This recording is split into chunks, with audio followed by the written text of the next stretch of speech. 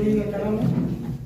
पहली बात तो मैं स्पष्ट कर दूं कि आरसू के लिए कोई हमारे मन में कोई संताप ऐसा नहीं है। एक पार्टी थी, आंदोलन से उपजी हुई पार्टी थी। अभी जिस पार्टी में मैं हूं उसने एक तरह से पूरे राष्ट्र में जो 1977 के बाद जो परिस्थितियां बनी थी उसका प्रतिनिधित्व करती हुई पार्टी है, जिसने हक और हुकूक की लड़ाई शुरुआत से ही लड़ी है। आज देश में दो तरह की राजनीतिक स्थापनाएं हैं, एक जो पूंजीवाद से अभिप्रेत है और दूसरा जो भूख से लड़ती हुई आबादी की बात करती है। इन दोनों के अंतर संघर्ष के बीच में भारत की राजनीति चल रही है। मुझे लगता है कि जो पार्टी दलितों, पिछड़ों के हक और हुकूक के लिए खड़ी हो जाए, उसके लिए लड़ जाए, वो प्लेटफॉर्म ज़्यादा आज के वक्त में ज़रूरी है। इसलिए मैं आज आरजेडी में हूँ। आरजेडी की जो विचारधारा है ये 1980 के दशक में जो उपजी परिस्थितियाँ थी और मैंने कहा भूख से लड़ती हुई आबादी के बारे में सोचने वाली जो भी राजनीतिक शिराएं थी उसकी डोर को पकड़ने वाले आदरणीय श्री लालू प्रसाद यादव जी थे, जिन्होंने एक तरह से कहें एक सामाजिक युद्ध लड़ा और बिहार, यूनाइटेड बिहार में उन्होंने वैसी परिस्थितियां पैदा की कि मामूली आदमी अपने हक के लिए उठ करके खड़ा हो जाए, उसके कंठ की आवाज़ बने।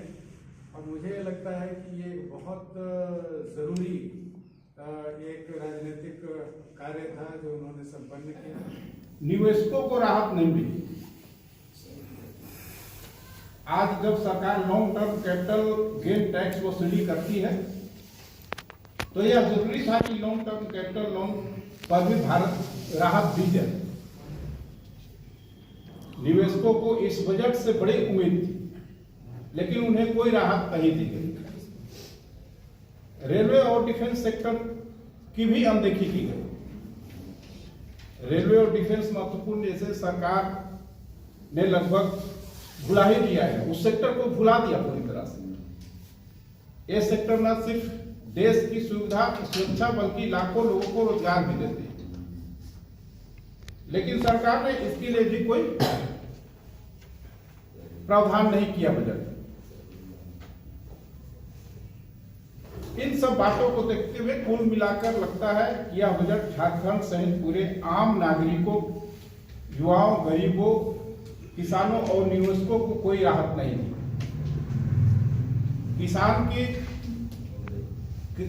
किसान क्रेडिट कार्ड पे लिमिट बढ़ा दिया गया।